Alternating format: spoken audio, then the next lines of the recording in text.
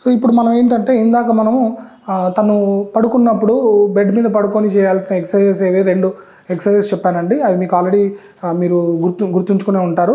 దాన్ని ప్రాపర్గా పాటించండి. ఇవే కాకుండా కూర్చొని కూడా కొన్ని ఎక్సర్సైజెస్ చేయొచ్చండి. కూర్చొని ఏం ఎక్సర్సైజెస్ చేయొచ్చు అంటే ఇందాక నేను చెప్పిన ఎక్సర్సైజెస్ నేను తనతో చేపిస్తానండి. మళ్ళీ ఒకసారి మీ పాదాన్ని పైకనండి, ఇట్లా. గుడ్. ఇప్పుడు 10 కౌంట్ చేయండి. 1 2 3 4 5 6 7 8 9. స్లో చేసేయండి, కిందికి అనేసేయండి నార్మల్గా. ఇప్పుడు మా కిందికి అనండి పాదాన్ని. ఇప్పుడు ఇలా కూడా 10 కౌంట్ చేయాలండి. 1 2 నుంచి 10 వరకు కౌంట్ చేయాలి. సేమ్ థింగ్ ఇప్పుడు కాలు లోపలికి అనుకోండి. ఇలా 1 నుంచి 10 కౌంట్ చేయాలండి. నార్మల్ పెట్టండి, బయటకు అనండి. ఇలా 1 నుంచి 10.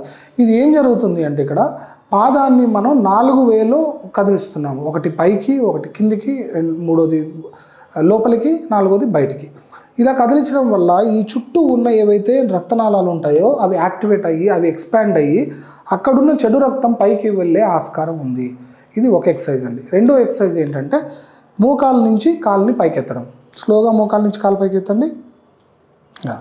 సో ఇలా ఎత్తడం వల్ల ఏమవుతుంది, ఇక్కడ కూడా మనం 10 కౌంట్ చేస్తామండి. ఇలా ఎత్తడం వల్ల ఏమవుతుంది, నేను ఇందాక చెప్పాను కదా, కాఫ్ మజిల్ అంటే పిక్క భాగం ఏదైతే ఉందో ఈ పిక్క భాగంలో రక్తాన్ని వెనక్కి పంపించే మజిల్ ఉంటుంది, పంప్ చేసే మజిల్.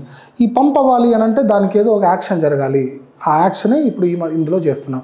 ఇది మనం రిపీట్స్ చేస్తాం. సో ఇలా ఏదో ఒకసారి చేయడమో 2 సార్లు చేయడమో కాదండి. ఈ ఎక్సర్సైజ్ని మనం దాదాపుగా ఒక 10-15 సార్లు రిపీట్ చేస్తూ, దీనికోసం ప్రత్యేకంగా మనకి ఒక సెటప్ అంటే ఒక ఎక్సర్సైజ్ వాతావరణం కూడా ఏం అవసరం లేదండి. పొద్దున్న లెగిస్తే చేయొచ్చు, మధ్యాహ్నం టైం ఉన్నప్పుడు చేయొచ్చు, సాయంత్రం పడుకునే ముందు చేయొచ్చు.